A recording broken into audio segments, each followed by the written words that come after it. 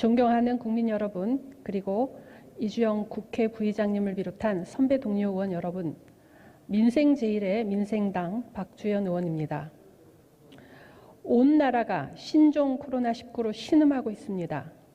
방역과 치료의 일선에서 수고하시는 의료 방역 관계자 여러분의 노고에 진심으로 감사를 드립니다.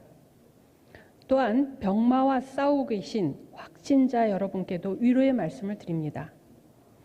특히 중국과의 사드 갈등, 또 일본과의 화이트리스트 갈등에 코로나까지 더해져 힘들게 하루하루를 버티시는 소상공인 자영업자를 비롯한 공연계, 대리운전, 또 프로그램 강사님들에게 힘내시라고 응원의 말씀을 드립니다. 이제 3월 한 달간 코로나19를 어떻게 다루느냐에 따라 국민의 건강과 민생, 나라의 경제가 달려있다고 해도 과언이 아닙니다. 지금 감염 확산 원인이 중국이냐 신천지냐로 선거의 유불리를 따지는 정치권의 행태가 오히려 문제 해결을 어렵게 만들고 있습니다. 선거를 위한 대면 접촉이 새로운 위험 요인이 될 수도 있습니다. 만약 신천지 전수조사와 일괄 검사 이후에도 지역 감염이 계속된다면 대통령은 총선을 연기하는 결단을 내리고 정치권은 감염 확산이 진정될 때까지 모든 선거운동을 중단하기로 신사협정을 맺어야 합니다. 다행히도 우리는 수월하게 대량으로 검사할 수 있는 진단 키트를 개발했습니다. 이것을 잘 활용해야 합니다. 이제 지역 감염이 전국적으로 확산되어 더 이상 정부가 선별적으로 검사 대상을 정해서 그 사람들에게만 검사를 해주고 16만 원을 면제해 주는 것은 효율적이지 못합니다.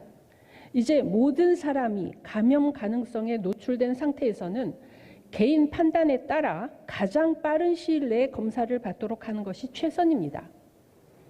정부의 검사 대상이 되거나 의사의 소견서가 없더라도 스스로 판단해서 의심 증상이 있으면 누구라도 3만 원 정도로 검사를 받을 수 있게 하고 양성이 나오면 무료로 처리해 주는 것이 합리적입니다. 오늘 총리께서 안 나오셔서 이 질문을 드리지는 못하지만 정부에서 바로 반영해 주시기를 부탁드립니다.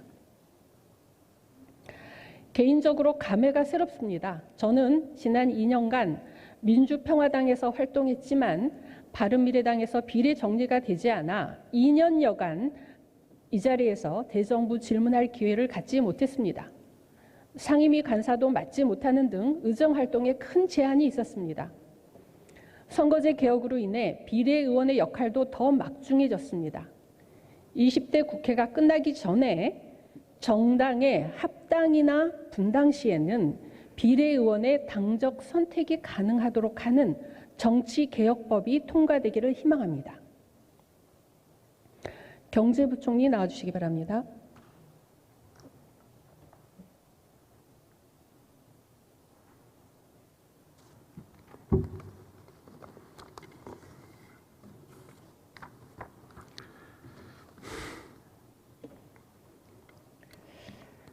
예, 부총리님, 그 질병본부가 초기 방역을 하고 있을 때 경제부처는 향후 지역 감염이 확산되는 것에 대비해서 마스크 등 위생용품에 대한 대비를 미리 하고 있었어야 했습니다. 네, 한 달이라는 그 시간이 있음에도 불구하고 이렇게 중국에 마스크 보내고 이러면서 마스크 위생용품 대란을 자초했습니다. 매뉴얼이 없었습니까? 예, 일단 마스크 수급과 관련돼서 국민들에게 불편을 끼쳐드린 데 대해서 저희가 경제부총리로서 송구하다는 말씀을 먼저 올립니다.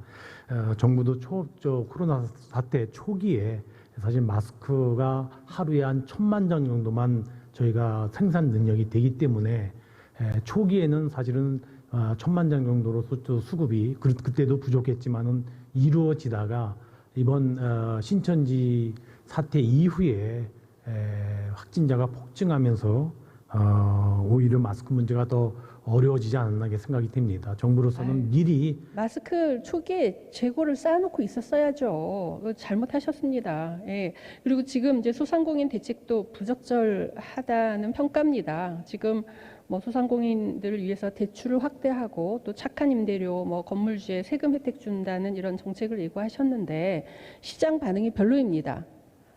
당장 하루하루 견디기 어려운데 또 대출 받으라는 거냐?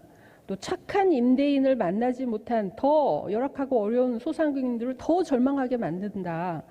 보편적이고 실질적인 대책이 없다. 이런 불만들이 나오고 있습니다. 아십니까? 의원님 지금 뭐 내일 모레 국회에다 추경으로 제출할 예정입니다만은 소상공인들을 위한 지원이 저는 대책의 가장 많은 포션을 차지하지 않는가 싶습니다. 지금 말씀하셨던 대로 소상공인들의 현장을 가보면 가장 어려워한 부분이 인건비하고 임대료하고 또 자금, 융통 세 가지 측면이었습니다. 그래서 저희는 이 세 가지 측면에 정부가 좀 촘촘하게 대책을 세운다고 해서 대책을 세웠다는 말씀을 드립니다. 지금 10인 이하 소상공인 사업체가 370만 개쯤 됩니다. 맞죠? 예. 이분들에게 일회성으로 100만 원이든 200만 원이든 재난 수당을 일괄 지급하세요. 이게 100만 원을 지급하면 3조 정도 됩니다. 그런데 그리고 또 이제 실직 상태에 이르게 된 분들에 대해서 50만 원 정도의 일회성 실직 수당을 지급하시는 것이 가장 효율성이 큰 추경이고 지금 민심을 추스릴 수 있는 추경이라고 저뿐 아니라 많은 분들이 그렇게 얘기하고 있습니다. 추경안에 그거 반영하시겠습니까? 네, 의원님 지금 말씀하신 제가 아까 말씀드렸던 소상공인들 현장에서 제기되는 여러 가지 대책들은 저는 추경하고 지난 금요일날 정부의 종합 패키지에 다 많이 담았다고 생각을 하고요. 의원님께서 지금 말씀 주셨던 재난 수당이라든가 실직 수당은 여러 가지 이 제약으로 인해서 제가 왜 정부가 그 세금으로 직접 보존해주는 데는 한계가 있는 것 같습니다. 사실 소상공인뿐만이 아니고 여러 가지 다양한 계층이 있기 때문에 그 같은 직접 지원은 상당히 제약이 있을 수밖에 없었고요. 그러나 아까 말씀드렸던 임대료라든가 인건비라든가 또는 자금에 대한 뭐 납부 유예 정도가 아니라 세금을 깎아주고 추가적으로 지급하는 것에 대해서는 저희가 담을 수 있는 범위에서 지금 최대한 국민이 담았다고 정부를 생각합니다. 신뢰하지 못해요. 코로나 추경이라고 해놓고 앞줄에 몇 개 그럴듯한 거 해놓고 뒤에서 뭐 특수세 면제, 뭐 지역사업 이런 거 껴넣어가지고 이게 추경은 국회에서 심의 제대로 안 되니까 이거 이런 식으로 끼워넣게 한다 이렇게 사람들이 의구심을 갖습니다. 그리고 전례에 비춰서 그렇게 많이 틀린 말도 아니고요. 이게 지금 착한 임대료 뭐 그 세금 혜택 주는 것도 결국 다주택 임대업자 세금 특혜 상가 버전이 시작되는 거 아닌가 하는 그런 경각심이 있습니다. 그렇지만 이번 추경은요 정말로 서민과 소상공인들에게 직접 곧바로 혜택이 돌아가고 또 보편적으로 눅 빠지지 않고 하우상박으로 돌아가는 추경이 돼야 되는데 제가 아무리 생각해도 재난수당 이상의 좋은 방법이 없어요. 선진국들이 괜히 뭐 그런 식으로 보편적인 하우상박적인 그런 수당 현금 지급을 하겠습니까? 괜히 하겠어요? 그게 가장 국민에게 도움이 되는 방법이기 때문이에요. 네, 의원님 아직 추경 내용을 저희가 공개를 안 하기 때문에 그러는데요. 추경 내용에 의원님이 말씀하신 그런 취지의 사업들이 제가 보기에 충분히 반영이 돼 있다고 생각을 합니다. 저소득계층에 대해서 지원해 주는 내용하고 아동수당 대상자에게서 추가 지원해 주는 것이 다 제가 보는 의원님께서 이렇게 말씀 주신 그런 취지의 지원이라고 저는 생각을 합니다.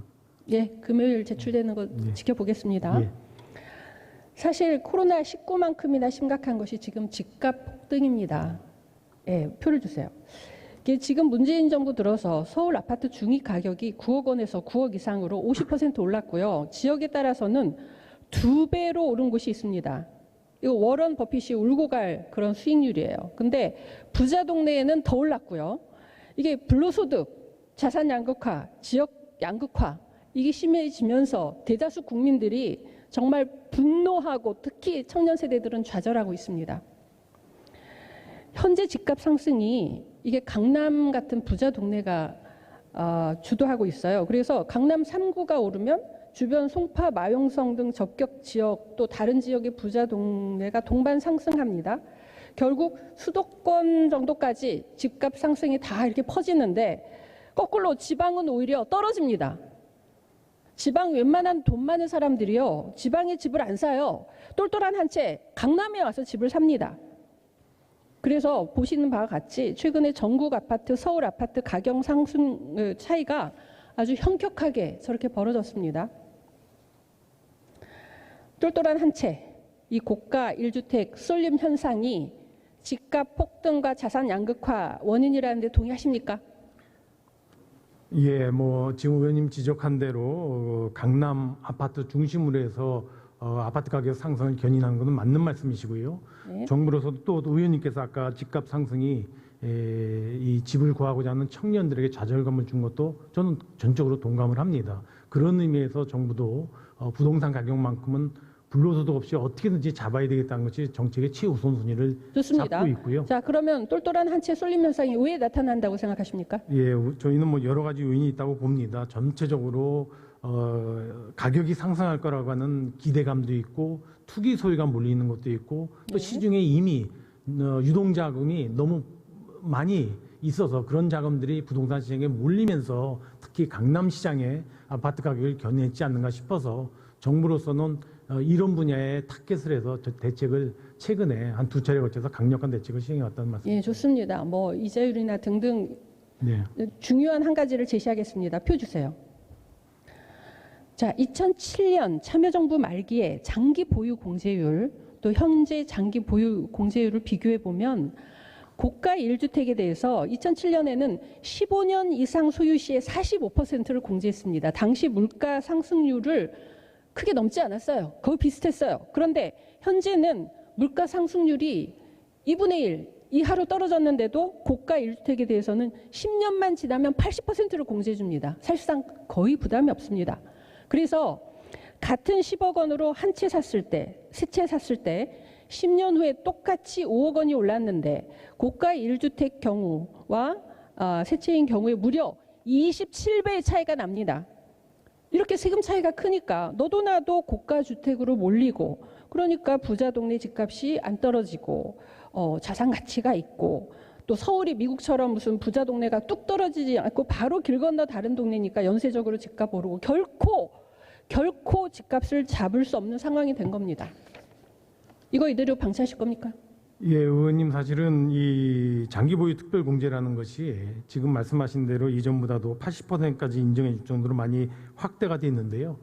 주 목적은 1주택자에 대해서만큼은 주거 안정 차원에서 좀 1주택자는 좀 혜택을 주자는 것이 제도의 근본 목적입니다. 다만 이러다 보니까 고가 주택의 경우에도 1주택일 경우에는 이제 양도소득 혜택을 많이 받기 때문에 의원님께서 지적하신 것처럼 그렇게 지적하시는 분들이 있습니다만은 정부로서는 일가구 자, 주택에 대해서 단도직입적으로 물을게요. 자, 2007년 수준으로 장기 보유 공제율 환원하시겠습니까? 안 하시겠습니까? 정부는 최근에 12월 16일 날도 발표를 했는데요. 장기 보유 이 특별 공제율을 실소유자 중심일 때만 혜택이 갈 수 있도록 제도 개선을 했습니다. 내년도에는 더 자, 강화돼서 이 문제의 심각성 모르시겠습니까? 아닙니다. 이게 저는 뭐 그런 자, 정부 어디에 대책이 정착하느냐에 따라서 10년이 지나면 아예 집값이 10배 차이가 납니다. 이게 30대는 영혼까지 끌어모아서 집을 산다고 합니다. 불로소득을 둘러싸고 이 전쟁이 벌어지고 있는데 한가하게 무슨 은퇴해서 압구정동에 뭐 수십억짜리 아파트에 사는 분이 소득이 없으니까 세금 안 내게 해주자. 이런 철진한 레파토리로 지금 집값 폭등을 방치하시는 겁니까? 아까 말씀드린 것처럼 올해는 이미 저희가 제도를 바꿔서 2년 이상 실거주를 해야만 이 제도가 적용되도록 했고요. 아무 소용 없어요. 내년도에는 더 강화됩니다. 80%도 무조건 80%가 되는 게 아니고요. 자기 실거주 기간에 비례해서 다 그렇게 돼 있기 때문에 저는 실제 실수요자 중심으로 네, 강남에 집 사는 혜택하도록 분들이 돼 다 있다는 바보입니까? 자, 대안을 제시하겠습니다.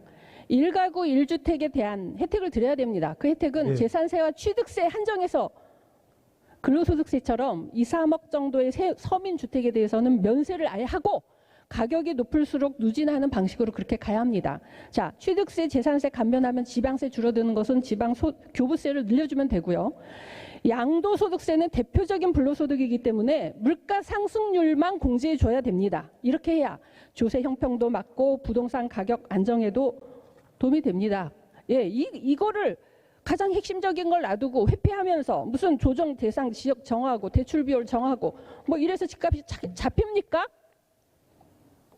의원님 아까 말씀드린 것처럼 1주택자에 대한 것이 다 저희도 뭐 불로소득에 대해서는 용인하고 싶지 않습니다. 그러나 아까 1주택자에 대한 혜택은 또 서민들 또는 단 한 주택 갖고 있는 사람에 대한 어떤 주거 안정 측면에서도 저희는 그런 제도를 운영할 필요가 있다고 보고요. 아까 말씀드린 것처럼 좀 더 엄격하게 실수요자일 때만 혜택을 받도록 시스템을 바꿔나가고 지금 부총리 말씀을 들어보면 마치 이게 1가구 1주택에만 보호를 하고 다주택자는 엄청나게 중과를 하는 것 같습니다. 그런데 사실은 다주택 임대사업자들은요, 100채, 200채, 500채, 600채 가지고 있어서 세금 한 푼 안 내고 있어요. 이분들이 47만 명이 150만 채를 가지고 있으면서 세금을 안 내고 있습니다. 다주택자에게 1가구 1주택보다 더 큰 혜택을 주고 있어요. 이거는 어떻게 설명하실 거예요? 예. 마치 뭐 실소유자에 대해서만 우리가 어떤 세금 혜택을 줍니다.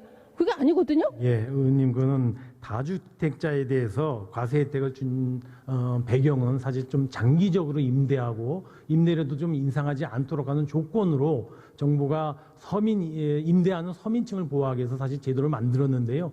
의원님 지금 지적하신 대로 또 일부 부작용이 많이 있었습니다. 다주택을 갖고 임대하는 사업자에 대한 혜택이 좀 과다하다는 지적도 있고 해서 정부가 지난해 다주택자에 대한 세제 혜택을 상당 부분 철회하다든가 또는 줄여왔다는 말씀을 드립니다. 그 일정 부분 거기에 저도 의견을 같이 합니다. 자, 이 제도가요, 2014년 2월에 장기간의 부동산 침체 기간 끝에 박근혜 정부가 노골적인 부동산 부양 정책으로 내놓은 정책입니다. 그렇죠? 예, 그런 측면이 있었습니다. 그렇다면 부동산 침체가 끝나면 바로 이 제도를 없애야 되는 겁니다. 그런데 지금 집값이 50% 100% 올랐는데 여전히 이 제도를 바꿨다고 하는데요. 진짜 흉내만 내신 거예요. 신용만 하신 거예요. 그리고 지금 전세 가격 안정을 위해서 한다 이렇게 했는데 표 주세요. 표 주세요. 예, 이게 지금 2017년 12월에 민간 임대주택 활성화를 시키겠다고 했어요. 예? 근데 전세가 안정이 됐습니까? 안 됐어요. 똑같아요. 자, 그런데 2018년 9.13 대책에서 말씀하신 것처럼 임대사업자 혜택을 줄였어요. 그런데 오히려 더 떨어졌어요. 왜 떨어졌어요? 집값이 떨어지니까. 이게 지금 전세가 안정을 위한 정책이 전혀 아니라는 지금 반증입니다. 예, 의원님, 그래서 지금 의원님 표에서 보시는 것처럼 2018년 9월 14일 이후에는 조정적일 경우에는 새로운 취득한 임대주택에 대해서는 저희가 그 중과세, 양도세라든가 또는 종부세를 중과하는 걸로 제도를 바꿨다는 말씀을 드립니다. 이게 진짜 조금 신용만 내셨고 그대로 이 제도가 살아 있습니다. 이 제도를 전면적으로 백지화를 해야 돼요. 왜냐하면 이게 150만 채가 그대로 지금 잠겨 있기 때문에 혜택을 다 없애고 이 다음에 그러니까 1년간 양도세를 중과하지 않고 일반 양도세를 주는 것으로 바꾸시면 1년 안에 150만 채가 공급이 됩니다. 정부가 무슨 30만 어쩌고저쩌고 할 필요 없어요. 1년 안에 150만 채가 공급이 되면서 집값 문제 사라집니다. 어떻게 하시겠습니까? 예, 의원님 말씀이 이제 일정 부분 이제 출구를 좀 만들어줬으면 좋겠다 이런 말씀이시지 않습니까? 정부로서도 지난 12월 16일 날 대책에 의원님이 지적하신 출구가 보완이 돼 있습니다. 이미 다주택자가 10년 이상 가지고 있을 경우에 조정지역에서 주택을 내놓을 때는 저희가 2020년 올해 6월까지는 양도세를 한시적으로 배제하는 걸로 해서 지금 물량이 시중에 나오도록 유도하고 있고요. 다만 의원님 말씀하신 것처럼 100% 백지화하지 않았던 거는 좀 차이가 있겠습니다. 사실 이미 정부가 조치한 정책에 대한 신뢰 보호 문제도 있어서 완전히 백지화하기에는 여러 가지 어려움이 있었다는 점을 말씀을 드립니다. 이게요, 지금 한번 임대 개시일에 6억 이하가 되면 계속 이게 살아 있습니다. 그래서 재건축하는 아파트 10억에 사가지고 이게 나중에 20억이 됐는데 그거에 대해서 한 100채 갖고 2천억 어치 주택을 갖고 있는데 세금을 안 내고 있는 이 기괴한 현상이 앞으로 이거 없애지 않으시면 두고두고 놀림감이 될 겁니다. 예, 지금 무슨 불소급 얘기하시는데 제가 무슨 형법 불소급은 들어봤어도 세금 불소급이라는 것은 전 세계에 없는 겁니다. 아까 의원님 제가 말씀드린 것처럼 다주택을 갖고 임대하는 사업자가 또 지금 그런 측면도 지적이 되지만은 또 여러 가지 그걸 이용하는 서민층에 대한 주거 안정 문제도 아까 보셨잖아요. 같이 고려 안 임대 할 수가 전세가 없습니다. 안정하고 전혀 관계가 없다고. 없애세요. 의원님 그 지적의 취지는 저희가 한번 참고를 해서 정책하는데 고려를 하겠습니다. 저희는 뭐 여러 가지 의원님 지적도 자, 있지만은 못 없애는 다른 이유가 뭐죠? 아까 말씀드린 것처럼 당초의 취지의 목적도 있고요. 그다음에 정부가 그 어떤 정책을 한꺼번에 금방 100%, 180도 바꿀 수 있는 그런 상황은 아니라고 저는 생각을 합니다. 그래서 아니, 세금이 올릴 수도 있고 내릴 수도 있는 거지. 어떤 사람에 대해서는 그거를 그 사람이 그 신뢰했다고 해서 못 올리고 못 내립니까? 아까 말씀드린 없애세요. 세금을 갖다가 얼마큼 더 걷냐 덜 걷냐의 문제는 아닙니다. 정책은 세금의 같이 동전의 양면처럼 따라붙지만은 또 여러 자, 가지 이걸로 고려해야 인해서 될 유실되는 겁니다. 세금이 2조 내지 3조 원이라는 민간 경제 분석이 있습니다. 계산해 보셨어요? 예? 이 제도로 인해서 네. 2, 3조 원의 세금 손실이 있다라고 그런 분석이 있어요. 계산해 보셨어요? 저는 2, 3조까지는 아니라고 생각이 됩니다. 뭐 저희야 계산하지 않았겠습니까? 다 세제 혜택을 줄 때는 세제 혜택의 세감 효과가 얼마인지를 점검을 하는데요. 하여튼 의원님 주신 취지는 알겠습니다. 그러나 정부가 임대 사업자에 대해서 특별히 세제 혜택을 더 주고자 하는 생각은 하나도 없습니다. 다 정책의 목적을 달성하기 위해서 하는 검토인데요. 의원님이 주신 취지를 저희가 검토하면서 충분히 고려하도록 하겠습니다. 자, 똘똘한 한 채에 대해서 그 장기 보유 공제율 참여정부로 복원하고 이 다주택 임대 사업자에 대한 말도 안 되는 세금 혜택 없애지 않는 한 정부에게 부동산 문제 해결하려는 의지가 없다라고 판단하겠습니다. 들어가셔도 좋습니다. 예, 뭐 저희가 최대한 합리화하도록 노력을 하겠습니다.